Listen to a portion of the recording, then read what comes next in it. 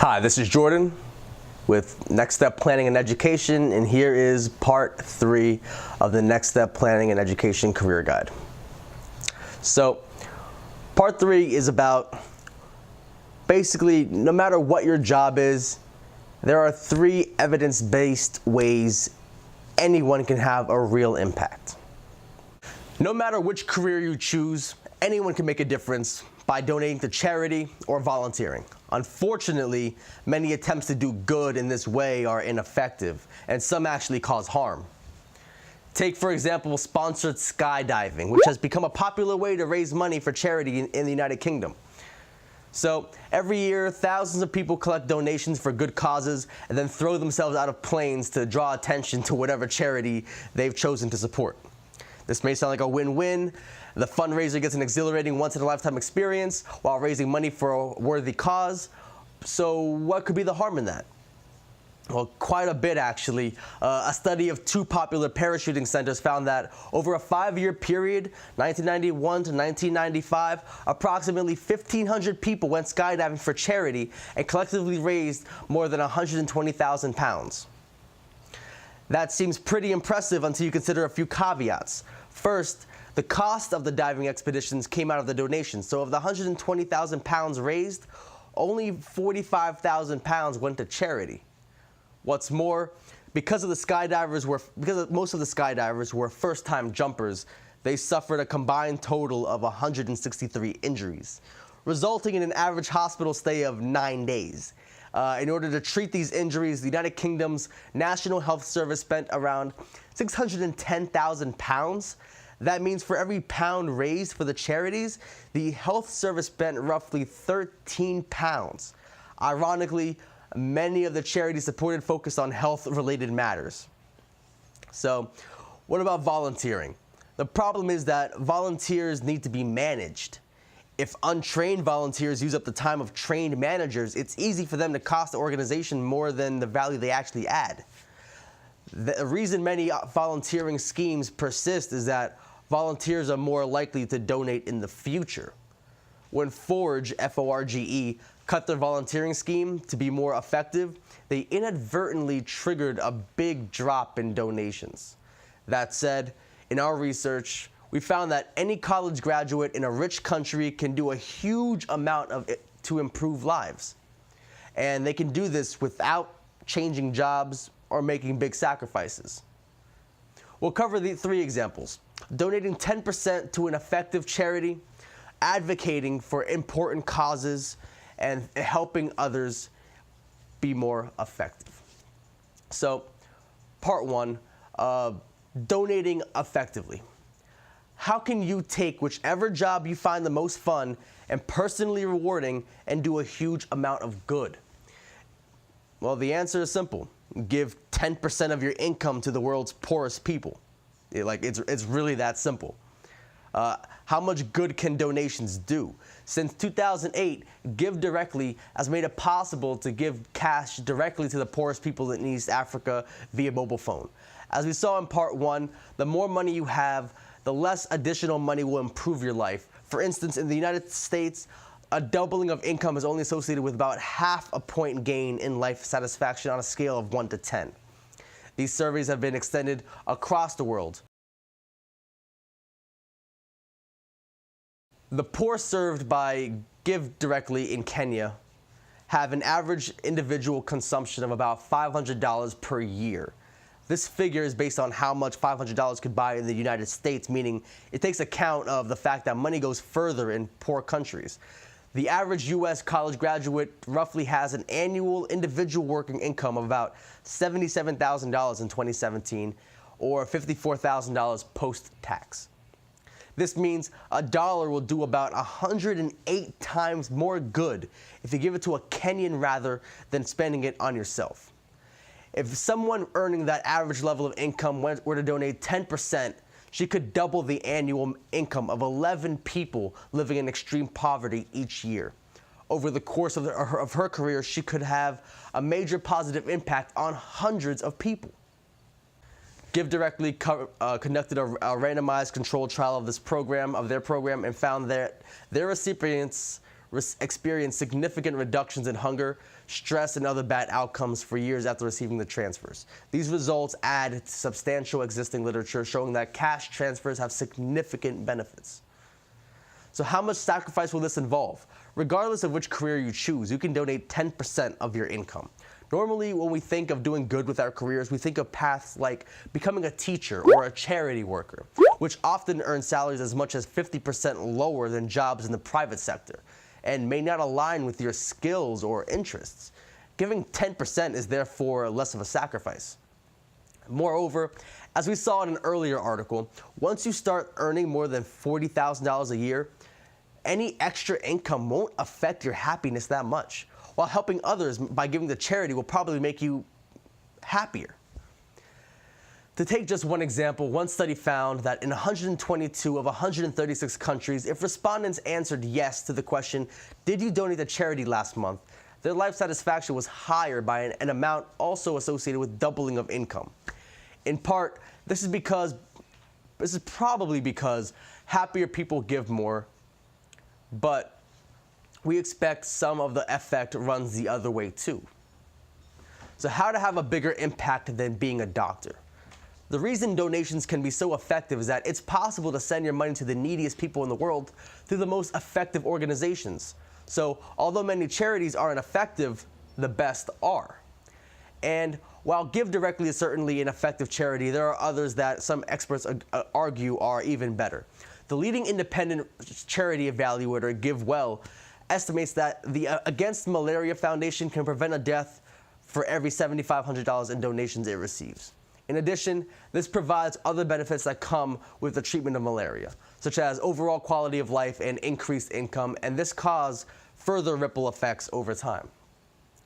So, donating 10% to the Against Malaria Foundation therefore could save more than one life every year. These kinds of proven, cost-effective health programs offer such a good opportunity to do good that even the most prominent AIDS skeptics have offered few arguments against them. So one life saved per year would amount to 40 lives saved over a 40-year career. In the previous article, we estimated that a typical doctor in clinical medicine saves 5 lives over their career. So by donating 10%, you could achieve 8 times as much as of an impact. And we've just used Against Malaria Foundation and Give Directly to provide a concrete lower bound on what you can achieve. We actually think there are many charities that are even more effective, working on higher leverage approaches, such as research and advocacy, or on less conventional areas such as pandemics. We write more than these areas later in the guide, and you can read more, watch more, listen to more about which charities are highest impact in a separate article, or audio, video, podcast, whatever. If everyone in the richest 10% of the world's population donated 10% of their income, that would be $3.5 trillion per year. Just 4% of that would be enough to raise everyone in the world above the $1.90 per day poverty line. We could then provide universal education, double scientific research spending, fund a new renaissance in the arts, and still have much, much more left over. How is this possible, though?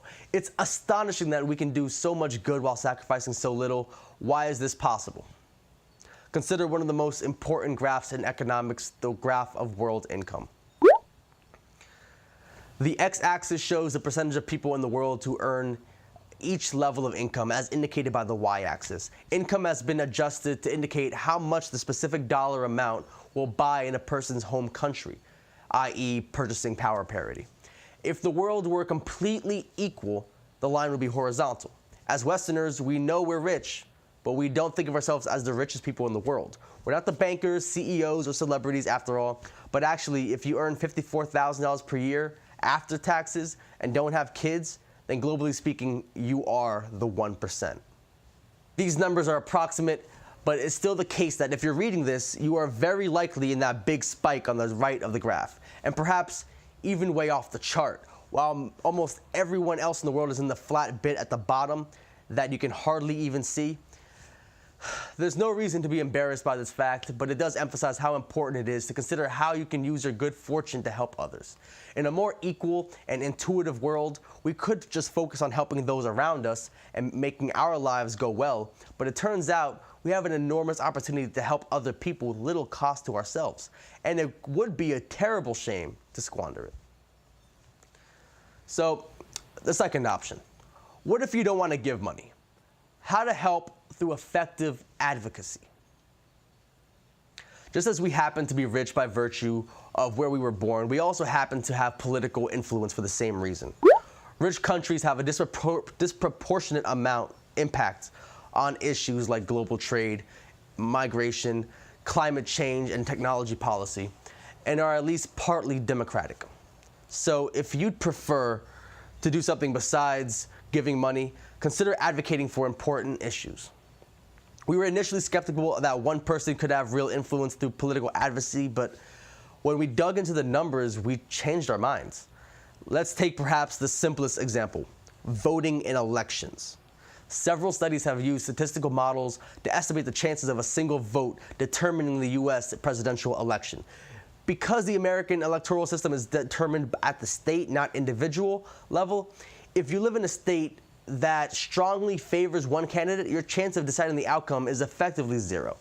But if you live in a state that's contested, your chances rise to between 1 in 10 million and 1 in a million. That's quite a bit higher than your chances of winning the lottery. So just to recap, you have a better chance of impacting the presidential election than you have of winning the lottery. Vote, people. Please vote. And remember, the U.S. federal government is big, really big. Let's imagine one candidate wanted to spend 0.2% more of GDP on foreign aid. That would be about $144 billion extra foreign aid over their 4-year term. 1/1,000,000th of that is $144,000. So voting could be the most important hour you'll spend that year. The figures are similar in other rich countries. Smaller countries have less at stake, but each vote counts for more. The key with political advocacy is that although your influence is extremely small, the stakes are extremely high. So a single vote, letter to your congressperson, or question at a town hall can have a big impact. This is even more true if you're careful to focus on the most important issues, which we cover in the next article. The third option, do good by helping others be more effective. Suppose you don't have any money or influence, what then? One option is to go and get some. We cover how to invest in yourself no matter what job you have in a later article. That aside, you probably know someone who does have some influence. So you can make a difference by helping them be more effective. For instance, if you can enable one other person to give 10% of their income to charity, that would have as much impact as doing it yourself.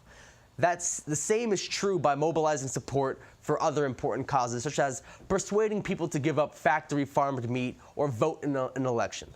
Many of our readers, viewers, listeners have persuaded others of things like this by leading by example. We know someone who set up 1% payroll giving at their company, and in the process raised far more money for charity than they could have given themselves. We know lots of people who have raised hundreds of dollars for effective charities by donating their birthday presents. Volunteering can be effective, so long as you're volunteering for effective organizations and doing so in a way that uses your skills or will help you learn to be more effective in the future. Or consider Kyle, who became the assistant to a researcher he thinks is doing world-changing work. If he can save the researcher time compared to the next best assistant, then he's enabling the scientist to perform more research and also contributing to the world-changing work. We're reminded of an old, most likely fictional story about a time when President John F. Kennedy visited NASA. While upon meeting a janitor, Kennedy asked him what he was doing. The janitor replied, "Well, Mr. President, I'm helping put a man on the moon." So, conclusion, how anyone can make a difference? Good news, you don't have to throw yourself out of a plane to do good. In fact, there are far easier and safer ways to have an impact that are much more effective. Due to our fortunate positions in the world, there's a lot we can do to make a difference without making significant sacrifices, whatever jobs we end up in. We've covered 3 examples. 1, giving 10% to the world's poorest people or other effective charities. 2, using your political influence, such as by voting. 3, aiding others in having an impact. So, what if you want to make a difference directly through your career? If you can achieve so much with such little sacrifice, then what you could achieve with your entire job could be huge. That's what we'll cover in the next 3 articles. All right, that was part 3 of the Next Step Planning and Education Guide. That was Anyone Can Make a Difference. My name is Jordan with Next Step Planning and Education. Thank you so much for listening, for viewing, for reading. Please watch, listen, or read the next article, part 4. It is how to choose where to focus your attention.